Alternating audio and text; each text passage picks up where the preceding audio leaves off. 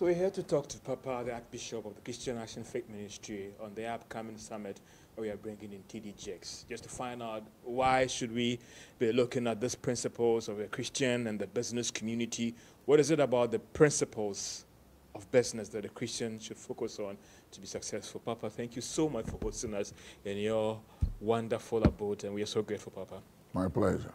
Let me first find out from you, why this forum?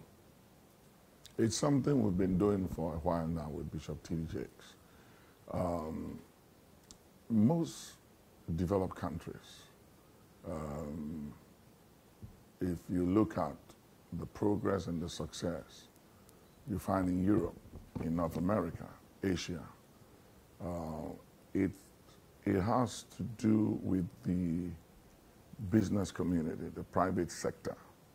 When the private sector is doing well, employing people, it helps the economy of a country and a nation. And we felt that it's necessary to awake the consciousness of the business community in our church and also in the country to empower them with more information and knowledge to get them to appreciate the importance of the role they play in the church and at the marketplace to promote and advance the cause of the ministry. So that is the essence of this whole forum that we are doing, that is this month that we are doing. Let's look at the theme and then the focus as well of this whole program, that one would say that the timing of it, and as a Christian business, and the kingdom principles, i.e. the business principles as well. Yeah, to be honest with you, principles of business came from the Bible anyway.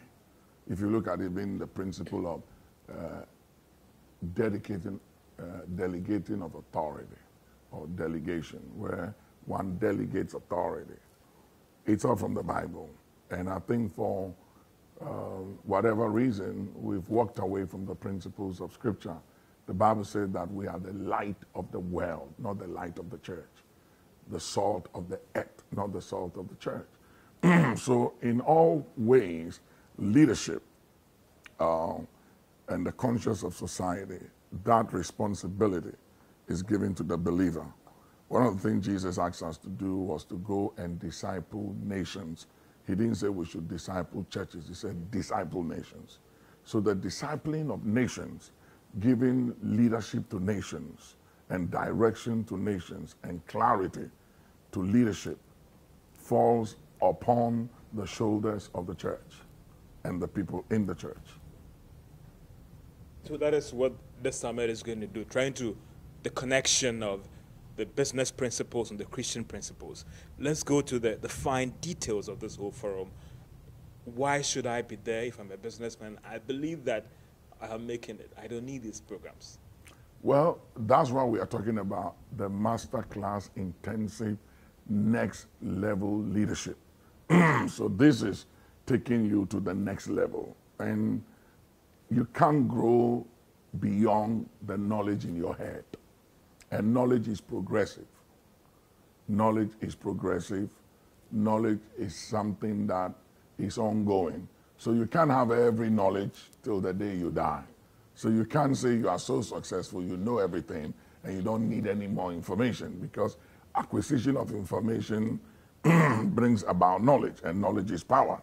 So what we are doing is we are bringing experts like Bishop T.D. Jakes, Rosa Whittaker, my wife, and others who are very successful and are masters at the marketplace in what they do and how they've been successful in what they do, to bring to us some of the keys and the skills and the knowledge they have acquired over the years that has worked for them, to add to what we have and to get us to the next level. Because it's suicidal for one to say that, listen, I'm successful, I don't need anybody, I don't need any information. It's a lie. You die when you stop learning. T.D. Jakes himself is a successful entrepreneur and businessman as well. I mean, during this summit, are we going to get an opportunity to learn those principles that has gotten them here? We're going to draw those inspiration as well Yeah, from that's doing this why engagement? he's the main person that will be speaking apart from the others. And we'll have opportunity to interact with him and to ask questions and all that. But it's very important for the Christian community and even those who work at, who do business at the marketplace to understand that the Bible said that those who walk with a wise man will be wise, but the company of fools will be destroyed. And iron sharpeneth iron. So you can never have it. And it's also one of the things we're trying to also do is to establish a networking among ourselves so that we are networking with one another, exchanging views and knowledge and experience and skill among ourselves. It's like the Jews. They work among themselves. The Chinese, they have a network. Most tribes or nationals that are doing very well in many parts of the world are those who are interconnected and they have a network among themselves. It is said that there was a time in Los Angeles where if the Chinese don't release their money into the system, there is shortage of money. You know, and it's the same with the Jews. So we need to become a strong community. And to become a strong community, we need to network. We need to work among ourselves, and we need to share knowledge, information, and experience. Masterclass are very impactful, one would say. That what is the plan again? That some would say even the time might be even too short, looking at having that an encounter with TDJX. What is the post structures in place that after the summit, there will be an opportunity to even link with them through the internet or through certain packages that I could also draw inspiration from post this meeting or this encounter with him? Yeah, definitely. All that is available. And if you go online and register, you get all those information you are just asking me. And then also we are going to give people packages to live with.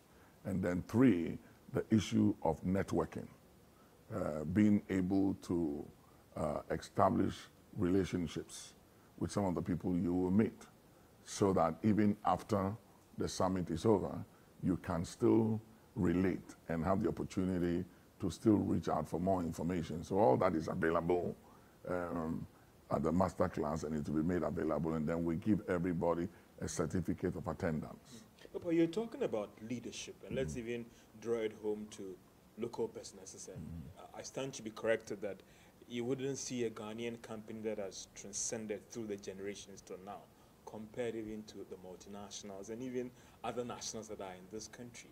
For you, what do you think is the problem, and how programs like this would also try to address that? How can the local businesses, again, being able to address that problem of leadership, as in 10 years from now, there are Pierre Minkes and all those other local firms, today, they're nowhere to be found?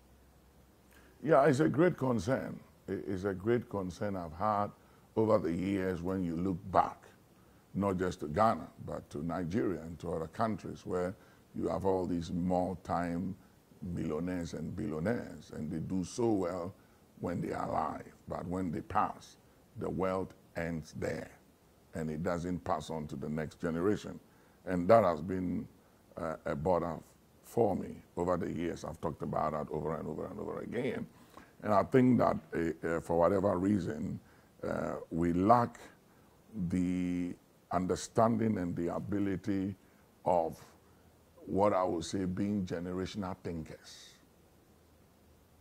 Thinking generations, being generational thinkers, thinking about generation to come and yet unborn, and planning and living and running your vision, not for today, but for generations to come.